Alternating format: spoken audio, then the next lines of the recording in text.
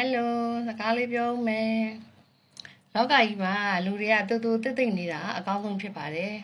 ဘာဖြစ်လို့လဲဆိုတော့အခုခေတ်ကြီးဆိုလို့ရှိရင်ပိုတော်မှဆိုးပါတယ်အဆက်ဆက်အရာကိုယ့်ရဲ့မိသားစုရေးငါစီးပွားရေးအားလုံးပေါ့နော်လုပ်ငန်းတွေကိုအောင်မြင်နေတဲ့အတိုင်းအတာတစ်ခုကိုကတော့ဘာညာမဟုတ်ဘူးနော်ပုံမှန်လေးလေးနဲ့ဝန်တာအားနဲ့ပြောပြလိုက်မယ်ဆိုလို့ရှိရင်အားကြပြီးတော့သဘောကျတဲ့လူတွေရှိတယ်လို့မနာလိုစိတ်တွေများပြီးတော့မုန်းတိစိတ်တွေဝင်နေတဲ့လူတွေလည်းရှိပါတယ်နော်အဲ့ဒါကြတော့လူတွေကိုအကက်ခတ်ရတာမလွယ်ဘူးလူစိတ်ဆိုတာအတွင်းမှာပဲရှိတာလေအပြင်မှာကတော့ဒီလိုပဲပေါင်းသင်းဆက်ဆံနေကြတာပဲအနည်းဆုံးလူရတဲ့ရန်သူဖြစ်နိုင်တာပဲအဝေးဆုံးလူရတဲ့မိတ်ဆွေဖြစ်နိုင်တာပဲဒါခွဲခြားကြည့်လို့မရဘူးပြဿနာတစုံတရာဖြစ်ပြီးဆိုတော့မှပဲကိုကအဖြေထုတ်လို့ရတာလေအဲ့ဒီအတွက်ကြောင့်ကိုယ့်ရဲ့ရှိခြင်းမရှိခြင်းအောင်မြင်ခြင်းမအောင်မြင်ခြင်းတို့ထုတ်ဖော်ပြီးတော့တိတ်ပြီးတော့မပြောမိပါစေနဲ့ဘာဖြစ်လို့လဲဆိုတော့လူတွေကပြောလိုက်လို့ရှိရင်ကြွားဝါနေတာပဲဆိုတော့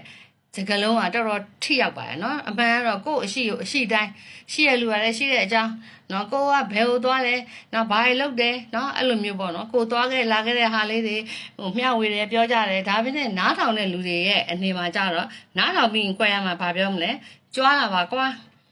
ကြွားကျင်လို့အိမ်ကိုခေါ်တာပါအဲ့လိုမျိုးပေါ့နော်လူတွေရဲ့စကားရတယ်အမျိုးမျိုးရှိတာကိုအဲ့လိုမျိုးစိတ်မနာလိုတဲ့စိတ်နဲ့မုန်းတိစိတ်တွေနဲ့ရှိတယ်လူကတမျိုးနော်အားကြပြီးတော့ဝင်းသာအားရနဲ့ဟုတ်လားဆိုတော့အရန်ကိုဘယ်လိုပြောတဲ့ခါလို့စိတ်ဝင်စားနဲ့နားထောင်ပြီးတော့ကောင်းကြီးနေပေးတဲ့လူတွေကတမျိုးအဲ့လိုမျိုးတွေအမျိုးမျိုးရှိပါတယ်အဲ့တော့ကိုယ့်ပစ္စည်းဥစ္စာရောကိုယ့်ပစ္စည်းဥစ္စာကိုလုံးမဲ့အကြံစီရောကိုယ့်ရဲ့လုပ်ငန်းရောနော်ငွေကြေးကြွယ်ဝမှုရောအားလုံးကိုအပြင်လောကကိုမပြောမိတာအကောင်းဆုံးပါပဲเนาะအန်ရများပါတယ်ကိုယ့်ပစ္စည်းနဲ့ကိုယ့်ပစ္စည်းနဲ့ကို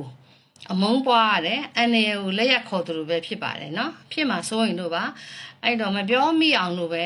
နေပါကိုယ့်ရဲ့ပျော်ရွှင်မှုဒီကိုယ်ပဲသိပါစေကိုယ့်ရဲ့ရှိခြင်းရတယ်ကိုယ်ပဲသိပါစေเนาะလိုအပ်တဲ့ပို့ပြီးတော့ပြောလို့မကောင်းတဲ့အနေအထားတွေအများကြီးရှိတဲ့အတွက်ကြောင့်လူချင်းကိုလည်းယုံလို့မရပါဘူးเนาะလူတွေကပဲအန်ရပေးတာပါအများအပြားကြောက်စရာအကောင်းဆုံးကလူတွေပါပဲเนาะလူတွေပြင်ဘာမှမရှိဘူးကောင်းလာတဲ့လူဆိုးလာတဲ့လူเนาะတည်ထွင်နိုင်တာတဲ့လူဖြက်စီးတာတဲ့လူเนาะအားလုံးကလူတွေပဲဖြစ်တဲ့အတွက်ကြောင့်ဒီလိုမျိုးလေးထိန်းသိမ်းလေးနဲ့ကိုယ့်ရဲ့ရှိခြင်းမရှိခြင်းအောင်မြင်ခြင်းမအောင်မြင်ခြင်းကိုသိဖို့ပဲလုပ်ပြီးကိုယ့်ဘာကိုတိုးတိတ်နေကြပါလို့အဲ့နဲ့ကင်းပါတယ်လို့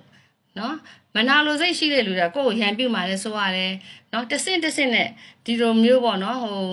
ဒီလိုမျိုးမကောင်းတဲ့စိတ်တွေမွေးပြီးတော့လှုပ်ရှားမှုတွေလုပ်มาလဲဆိုရတယ်เนาะအဲ့ဒီအတွက်ကြောင့်သတိပေးတာပါเนาะ